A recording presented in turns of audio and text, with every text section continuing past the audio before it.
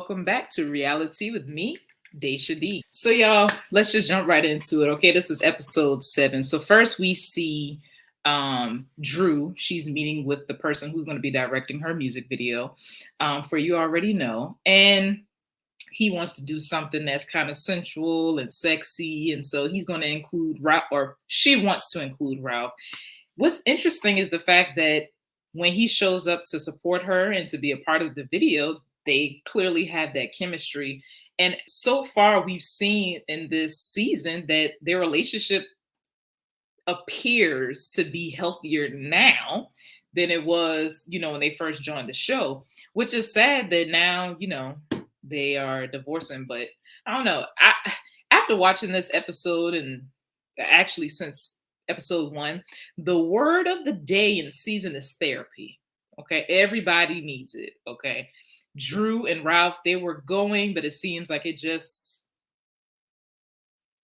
something wasn't clicking. And the thing is, you can go to therapy and learn all these great tools, but if you don't put them in use, it's kind of, you're doing yourself a disservice by going at all, because it's just like with being healthy, right? Physically, we know to eat healthy and to go to the gym, but if we don't do those things, then we're not going to get the results that we want. That's just how it is, right? We see not Kenya. Yeah, we see Kenya go meet with the OBGYN to kind of see what are her options for having another baby, which honestly I'm surprised by, especially after she explains how difficult her pregnancy with Brooklyn was, both mentally and physically, and they thought that they were going to lose her. So I'm surprised that she wants to have another baby after that. I get the sentiments of like, I want someone that she can grow up with, but if you go through with that, there is a chance that you will not make it out of that. And then you're leaving her and another child behind. Also, just childbirth in general for Black women is scary. I believe we lead in the deaths by childbirth. So that's a real thing. Sheree decides to have this Gucci-based brunch with the girls to kind of address all of the issues that they have and just kind of put them on the table. At this point, this whole Candy and Marlo thing about her not sending flowers or not being as empathetic towards her nephew passing, I feel like they're dragging it out at this point. She has changed her reasoning for having issues with Candy multiple times. First, it was Candy doesn't talk about anything. No one's holding her accountable, which we know that's not true. She talks about her family. She talks about business, all of these other things. And yet we don't know anything about Marlo beyond that she was in foster care. And we know that she has a rocky relationship with her mama. We don't know about why she even has this record to begin with.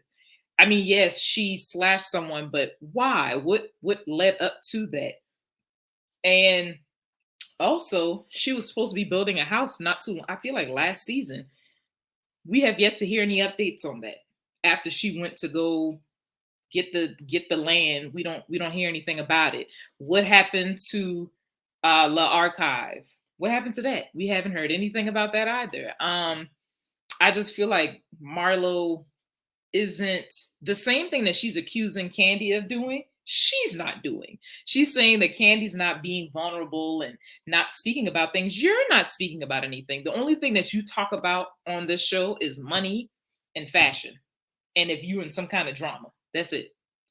So that whole scene was kind of redundant at this point. We get it. You felt the way you don't like Candy. It's not, I feel like it's something deeper than just her not sending flowers.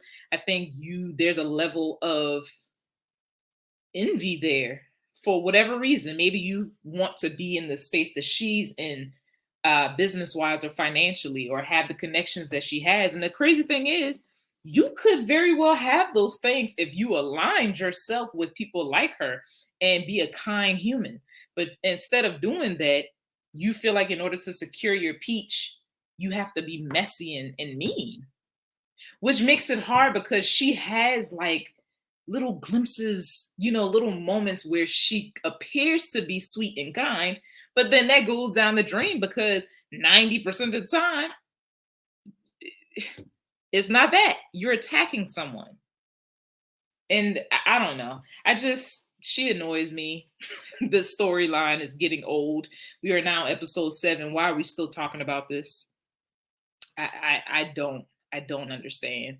But like I said, word of the day is therapy. They all need it. The whole cast.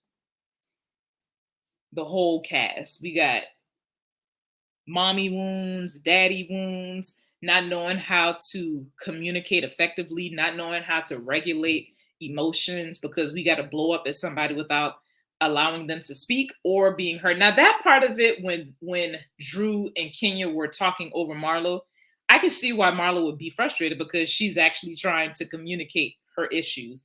But I think that they're so fed up with her BS that they were just like, F you. We don't care what you have to say at this point, which is unfortunate because I like Drew and Kenya, but they were wrong. They were dead wrong in that particular scene.